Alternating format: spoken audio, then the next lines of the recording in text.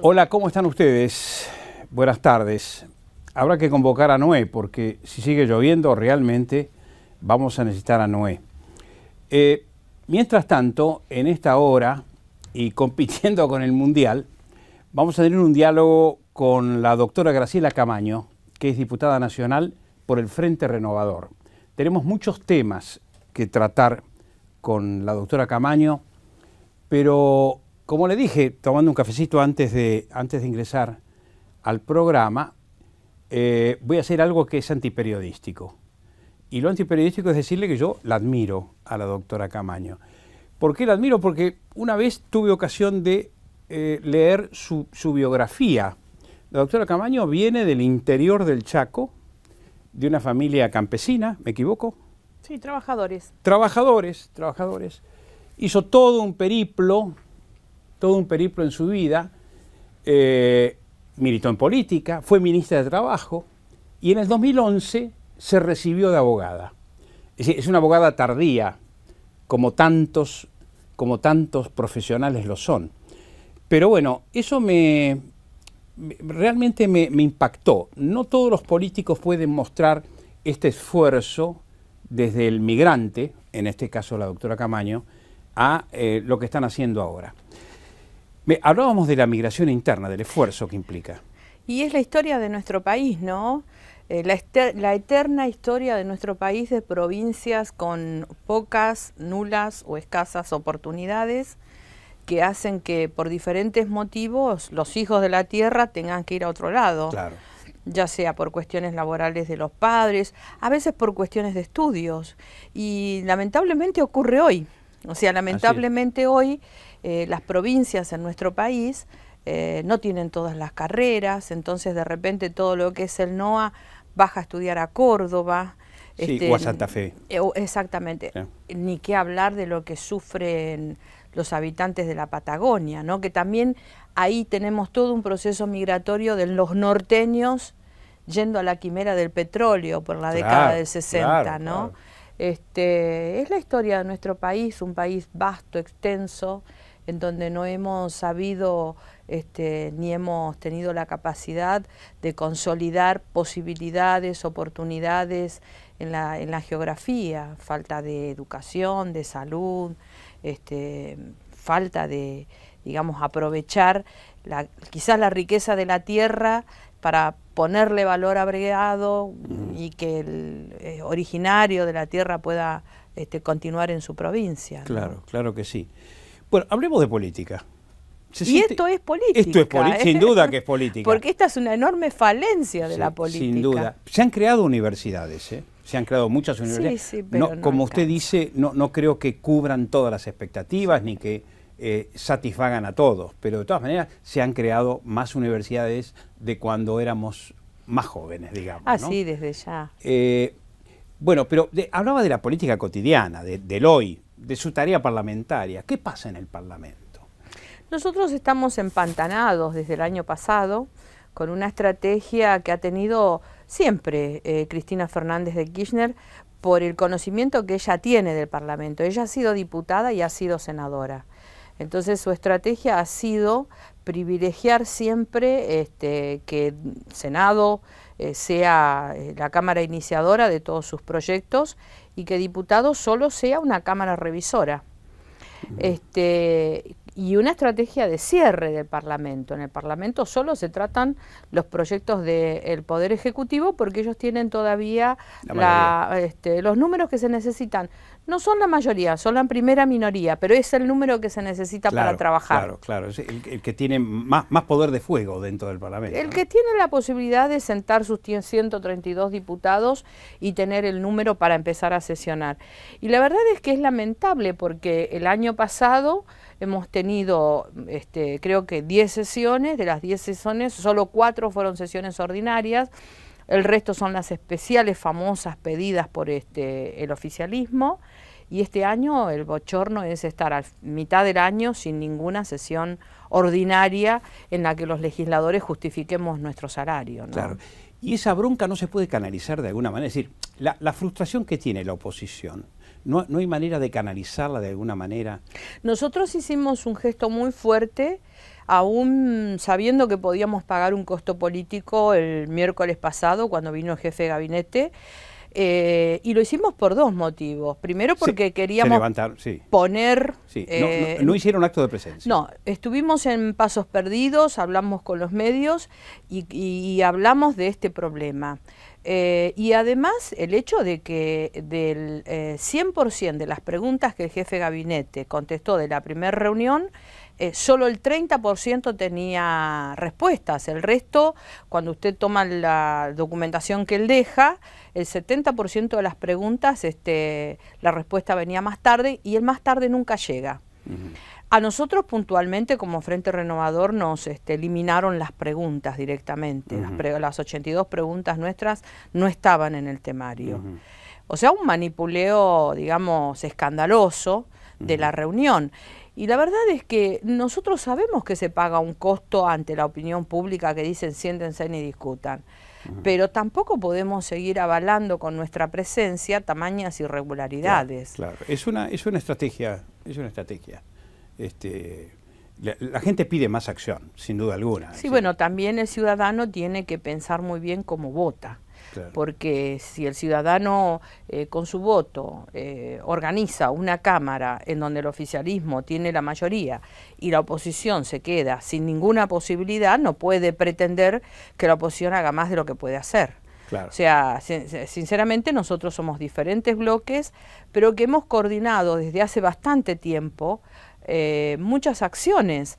Nosotros hemos trabajado en el 2010 mucho con todos los temas institucionales, hemos logrado una media sanción de acceso a la información pública, abordado el tema del Consejo a la Magistratura, decretos de necesidad de urgencia, en el ánimo de resolver algunas cuestiones de fondo que quizás no sean las cosas que afectan a las personas, ¿no? O sea, no es el problema puntual, no es la coyuntura, pero en realidad son cuestiones que van creando la coyuntura más adelante. Claro. Usted no tiene buenos jueces porque usted no tiene un buen consejo de la magistratura. La doctora Kirchner, cuando era senadora, produjo una modificación en la ley del Consejo de la Magistratura que dejó al Consejo de la Magistratura en un número que es un empate total y entonces tampoco hay juzgamiento de los malos jueces, en fin, toda una serie de cuestiones institucionales que este gobierno ha tenido mucha perversión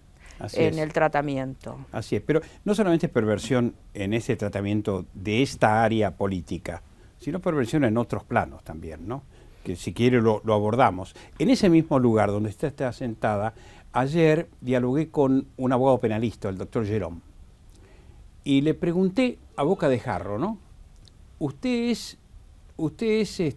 confía realmente en la justicia? ¿Sí? ¿Habrá justicia en el caso Vudú?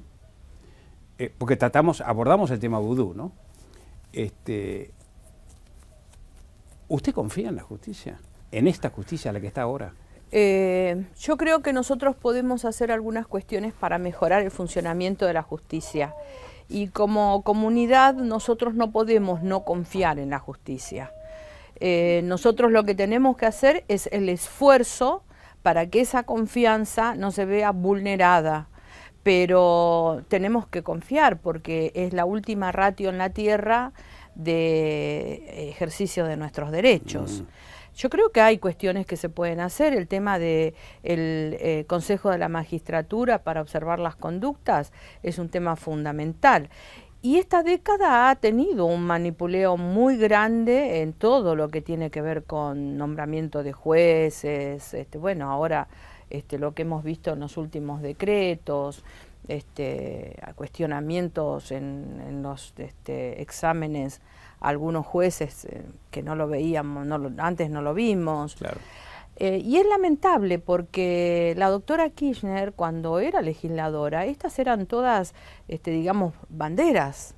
O sea, eran temas en los que ella realmente tenía un compromiso. Entonces yo cuando escucho el discurso de que no voy a dejar las convicciones en la puerta de la Casa de Gobierno, digo, está tan alejado ese discurso de la realidad, porque uno advierte en los temas en que uno toca, salvo honrosísimas excepciones, que hace rato se ha dejado las convicciones en la puerta, no solo las convicciones, el honor, la honorabilidad, ¿no es cierto? El caso Vudú, no sé cuál es su enfoque sobre el caso Vudú y cuál sería su propuesta frente al caso Vudú. ¿Se tiene que ir, se tiene que renunciar? Pero más allá de eso, el caso Vudú como un paradigma de un gobierno el cual está acusado de corrupción, el cual está señalado por arbitrariedades, ¿no? ¿Cuál es su opinión? Es más profundo, creo yo. Nos tiene que interpelar como sociedad el caso Vudú. Porque Vudú es un personaje menor, ni siquiera era un personaje importante de la política, un hombre sin trayectoria, una persona que pensaba de una determinada manera, que con juventud, una buena sonrisa, la guitarra. Tomó la confiabilidad y alejándose de las decisiones, digamos, que se tienen que tomar en el marco de un partido, de manera muy arbitraria, muy personal, la Presidenta decidió que ese iba a ser su compañero de fórmula. Y es interesante, porque es interesante advertir en estos momentos en los que hay en la Argentina un trasvasamiento generacional, que es propio, digamos, del andar de la vida, ¿no? O sea, ya hay generaciones que estamos, digamos, en la retirada y hay generaciones que están llegando.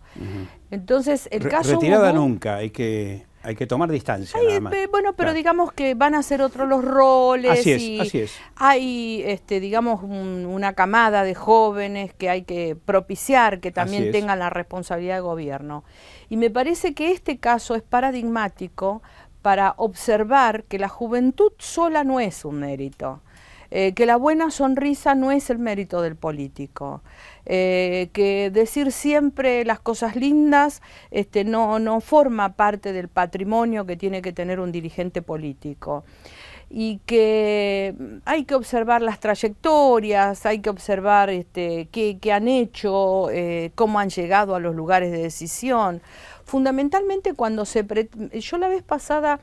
la Presidenta del bloque oficialista tuvo una expresión muy lamentable en uno de sus discursos, ¿no? Que yo la observaba desde el punto de vista de la psicología, de la sociología, porque ella decía, nosotros tenemos los jóvenes, pero eso solo no alcanza. ¿Dijo esto? Sí. Palabras más, palabras menos. Son muy encendidos habitualmente en la Cámara y entonces, bueno, cada uno hace lo que puede y lo que su inteligencia le da. Así es. El exalzamiento de la juventud como un solo mérito, como el mérito a observar, digamos, ¿no?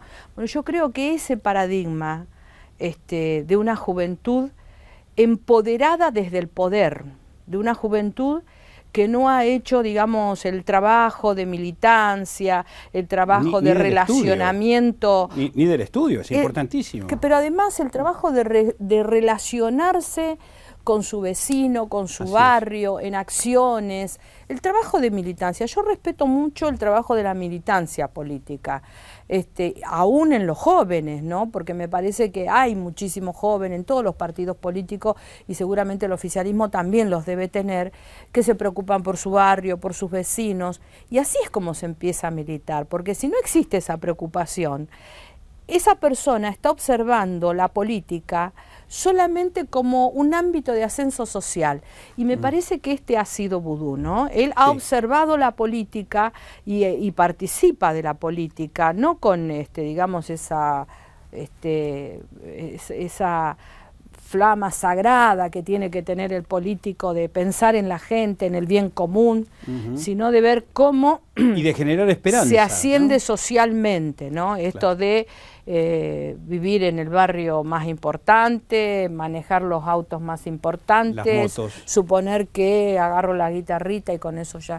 O sea, me parece que eso es lo que a mí me deja este caso, que por cierto es muy bochornoso, que es muy triste, y que yo espero que, bueno, que el juez tenga la fortaleza de llevar adelante, porque no es fácil ser el juez de esta causa. No es nada fácil. No es fácil. No es fácil Porque se tocan situaciones muy sensibles para el, es el máximo poder, claro. Es un juez y es el poder. ¿Qué tal? Es un tema, qué paradoja, es un desafío, ¿no? Pero además fíjese qué paradoja.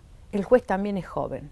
Así es. Entonces, en esta paradoja de lo que está viniendo, digo, hay jóvenes en los que vale la pena apostar, pensar que pueden, digamos, tener una mirada de lo que debe ser nuestro país diferente, con más valores, con necesidad de que efectivamente cambiemos algunas cuestiones. Claro.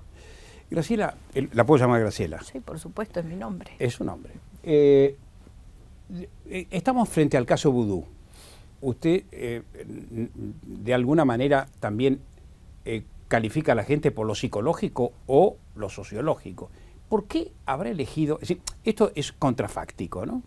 Absolutamente contrafáctica la pregunta, pero ¿por qué cree que habrá elegido la presidenta a Vudú y no a todo el grupo operativo que la rodeaba, ¿no? ¿Cuál habrá sido la razón? Precisamente su juventud, su sonrisa. No, yo tengo una teoría con respecto a Cristina conocerla. Fernández.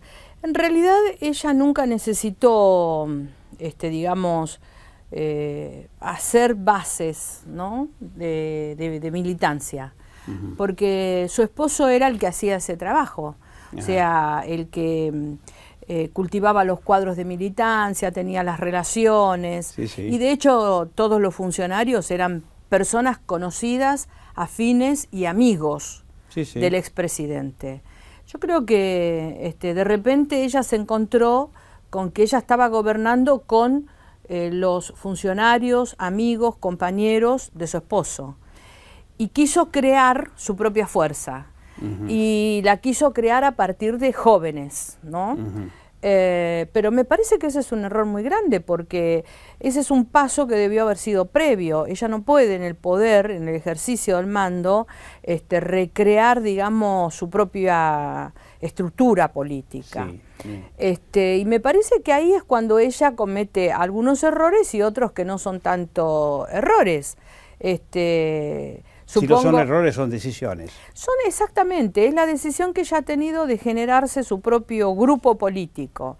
Imagínese usted que hay una serie de funcionarios que eran de la amistad de él, que, en fin, en la intimidad eran sus amigos, el asesor legal, los que lo apañaban, incluso. Claro, así es. Había una relación ahí que habían personal, trabajado con él totalmente en Santa Cruz, ¿no? Y que ella los conocía, pero que los conocía, digamos, en la relación de ser la señora D. Claro. Y ahí es donde ella quiere formar su propio grupo. Creo que Kicillof es producto de esta estrategia. Larroque, de la misma metodología Bocio, de selección. De la decisión de la Presidenta de rodearse de un grupo que le pertenezca a ella, que sea parte de su propia militancia, de su, digamos, de su propio riñón, como le decimos en la política, ¿no es cierto? Claro. Entonces hay una cantidad de cuadros políticos que nacen, digamos, al poder después que Kirchner fallece. Este es un dato a la realidad. Y me parece que, bueno, ahí en ese montón aparece también la figura de Vudú, que para mí Vudú es un aventurero, o sea, yo no le tengo mucho respeto ni intelectual ni de ninguna clase a Vudú. Me parece que él tuvo la audacia de proponer una medida con respecto al tema de de las jubilaciones, que bueno, me parece que eso lo puso en valor a los ojos de la Presidente. Le aclaro que yo no voté la privatización y voté la estatización. Claro. O sea, yo creo y mucho en el sistema estatal de jubilaciones. Pero bueno, llevar adelante esa decisión no era una decisión fácil. Y lo hizo, y creo que eso también lo puso en valor. Ahora, no creo que eso sea el justificante de su mala acción, o sea, sin duda alguna. Esto que él dice, bueno, no me perdonan esto, la verdad no lo creo, y además convengamos que él pudo haberlo propuesto, pero la decisión política de la estatización de las jubilaciones ha sido exclusivamente de la Presidenta. Y esto uno lo dice con conocimiento de causa, o sea, con conocimiento de cuál era el pensamiento desde siempre, cuando era legisladora. Claro. Este mismo criterio, este mismo trompo que gira, ¿también le sirve a la Presidenta para respaldarse en la cámpora? ¿Cómo ve este proceso, no? Si cada vez que habla, cada vez que usa el atril presidencial, es como si necesitara que esta juventud la vitoree de abajo, ¿no? En el piso de abajo. Sí. Y eso forma parte de su personalidad, ¿no? Sí. Sí, es una modalidad absolutamente nueva. Nosotros no lo hemos visto nunca en Argentina. Digamos, esos actos políticos ante los anuncios presidenciales en el patio de las Palmeras. Sí. Pero bueno, es su estilo. Ni el uso de la red nacional, ¿no? Sí. Supongo que la historia en ese sentido se encargará de ella, ¿no? De mirar cuáles han sido sus atributos y cuáles son sus debilidades. Yo creo que está muy vinculado al pensamiento que dice que el dirigente político tiene que elegir entre el oro y el bronce, ¿no? Y yo soy muy adversa a ese pensamiento político, porque yo creo que es el pensamiento político que olvida que el político tiene que elegir el bien común.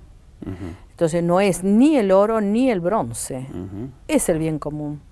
Y bueno, hay cosas que se hacen para exalzar las figuras políticas, que yo creo que el kirchnerismo ha abusado muchísimo de eso, ¿no? Y eso, digamos que hay una cantidad enorme de personas, fundamentalmente aquellos, digamos, un poco más instruidos, o que tienen una visión de que el siglo XXI es otra cosa y que tienen memoria para recordar este tipo de manejos políticos otrora en el siglo XX, sí. Que realmente causa mucho escozor. Esas son de las cosas, de sus formas que la sociedad no acepta, ¿no? Sí, sí. Usted es política, por lo tanto, y hace política, por lo tanto es muy sensible a lo que quiere o deja de querer la gente. A veces se equivoca y por eso no la votan, pero ¿no? Pero digo, ¿usted cree que la gente está harta de los temas que se están tratando y va a encontrar un refugio en el Mundial, por ejemplo, una vía de escape? No, yo creo que la agenda política no está de acuerdo con lo que la gente está pensando, y eso es fácil de advertir, no solamente cuando uno camina a los barrios.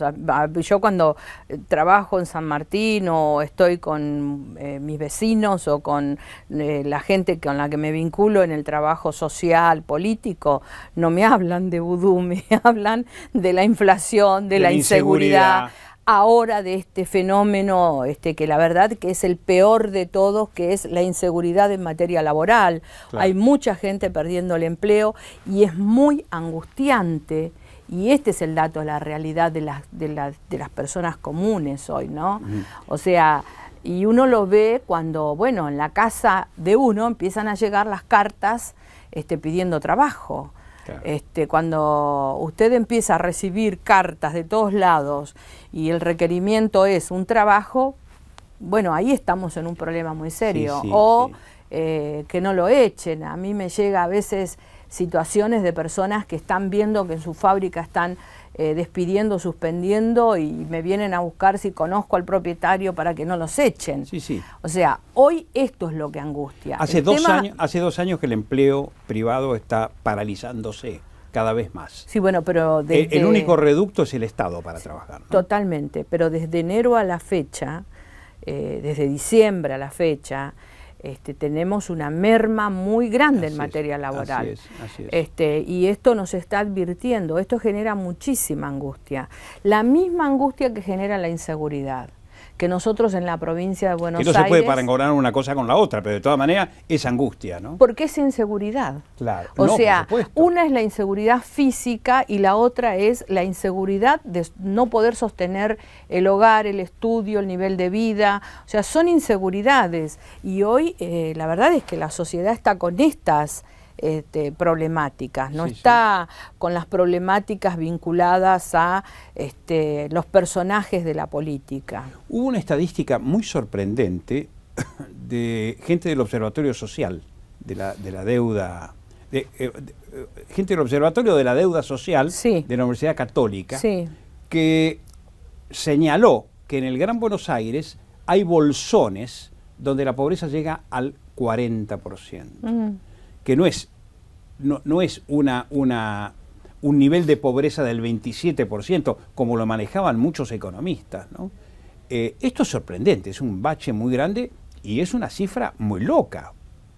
Bueno, pero es la realidad, o sea, uno lo advierte cuando camina, o sea, es así, o sea, yo vivo en San Martín.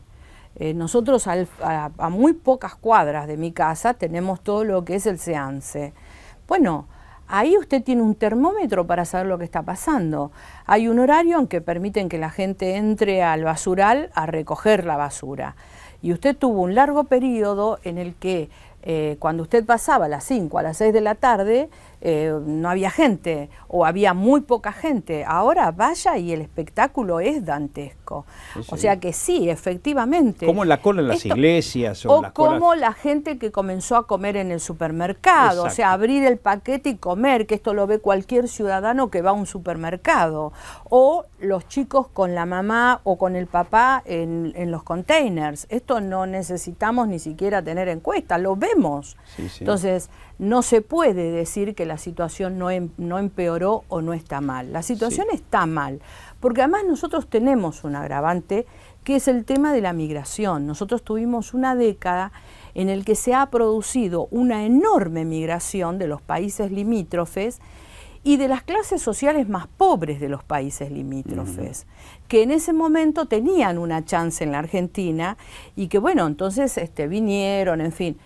Pero podían mandar giros exactamente, pero en este momento toda esa gente también es como que ha venido a incrementar esos bolsones de pobreza, ¿no es cierto? Claro. No, sí, la situación social es un problema muy serio que la verdad no vale la pena ni siquiera empezar a hablar o a discutir quién dice cuánta pobreza hay. O sea, solamente basta con que uno camine la calle, ande y mire para los costados, ¿no? Claro. No tenga tan polarizados los vidrios como para no ver lo que está pasando acá en la capital. Yo no estoy de acuerdo con esos políticos que dicen el problema es político y la economía se puede resolver fácilmente, o lo social. Creo que se va a requerir un esfuerzo monumental para el gobierno que viene, un esfuerzo realmente monumental para dar vuelta a esta situación, que es realmente dramática, ¿no? El caso de la pobreza, el caso de las necesidades, el caso de los basurales que usted señala. Nosotros tenemos un desaprovechamiento muy grande también, porque además están mal puestas las prioridades. O sea, cuando usted mira algunos usos de dineros públicos en determinadas prioridades, ¿no? O sea, los últimos anuncios de la Presidente, por ejemplo. Sí. Y claramente ahí está toda la mirada muy sesgada sin atender que estas cuestiones están sucediendo. Nosotros estamos reclamando el tema del impuesto a las ganancias y no lo estamos reclamando de manera caprichosa, porque la verdad es que es un bodrio la ley, o sea, no se trata de estamos pidiendo por los salarios más altos, estamos pidiendo que descontemos el alquiler, porque es una barbaridad que no podamos descontar, que no descontemos operaciones financieras y que no le descontemos el alquiler, o es una barbaridad que un jubilado al que le han pagado mal su sueldo de 5.000 pesos, cuando reclama y le pagan lo que le corresponde, le descuenten ganancias. Sí, es absurdo. Y además tenemos regiones... Toda la presión impositiva a la cual se ha llegado es un absurdo, ¿no? Bueno. Y en este tema del impuesto a la ganancia es terrible, ¿sí? Que el trabajador esté pagando... El nivel de distorsión que tiene el impuesto es tremendo. O sea, claro, ahí hay que tener la inteligencia de pararse en un lugar y decir, bueno, macanudo, de tanto para arriba... O sea, el impuesto a la ganancia ha tenido un sentido en algún momento, que era evitar el fraude que se hacía con los CEOs de las empresas en aquella época. Así es. Este fue el origen. Ese fue el origen. Después, bueno, se vino a distorsionar. Y hoy fíjese usted las distorsiones que tiene. En la Patagonia, por ejemplo, los maestros no quieren tener responsabilidades, no quieren asumir cargos de responsabilidades, porque si el maestro asume el cargo de responsabilidad, empieza a ganar un poquito más y ya le descuentan y gana menos de cuando era maestro. Así es. Como el caso de jefes, en las empresas, en las fábricas, que ganan menos que los obreros a los cuales él ordena y manda. Usted está desjerarquizando exacto. De una manera brutal. Bueno, no podemos lograr que vengan a discutirlo, que se los podamos decir y que se tome alguna medida respecto a esto. Ahora, han hecho algunas exenciones impositivas que quizás sean necesarias, probablemente, con el biodiesel, con 7.000 millones de pesos, la industria del cine, que se me van a venir todos a la garganta, pero a ver, yo cuando voy a mi casa y miro lo que está pasando con la pobreza, digo, no, acá hay prioridades que no están bien establecidas. Claro, claro. Porque no hay políticas públicas. Le propongo una pausa y le dejo una pregunta, porque en la segunda parte quisiera hablar del Frente Renovador. ¿Qué chances tiene? Es decir, ¿en qué está el Frente Renovador? Yo después le leo una última encuesta, un último sondeo de opinión sobre el tema de cómo está ubicado el Frente Renovador. Vamos a una pausa y enseguida volvemos.